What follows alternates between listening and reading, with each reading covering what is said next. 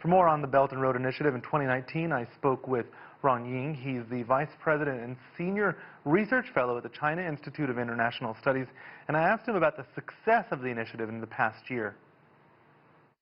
The year 2019 is a very important and critical year for the jointly building of BRI. First and foremost, it held the second International Forum for Cooperation of BRI, which brings together 40 head of state and government and also the international organizations, and over 150 countries and international organizations as separate representatives. Altogether, 6,000 participants took part in that forum. And one of the most major progress for that forum to bring the jointly building of BRI to a new era called the era of high quality development.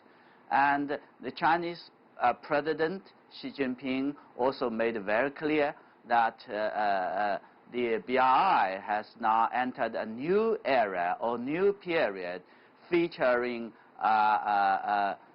more detailed and planning.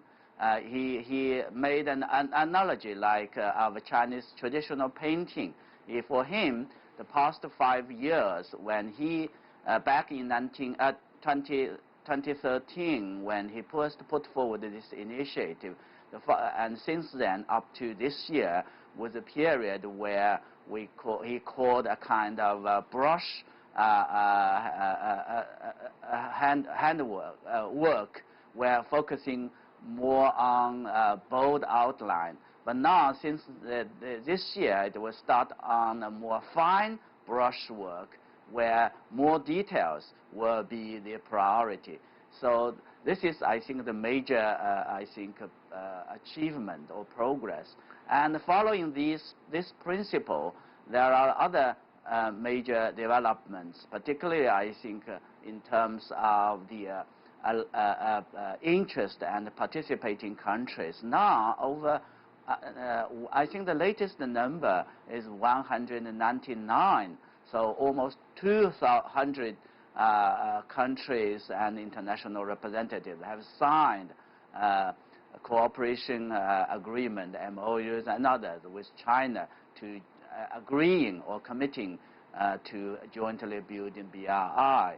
And there are other developments I thought as equally important. That is the kind of innovative way for cooperation with other initiatives or other countries that are not very much ready to work with BRI, the so-called third-party market cooperation.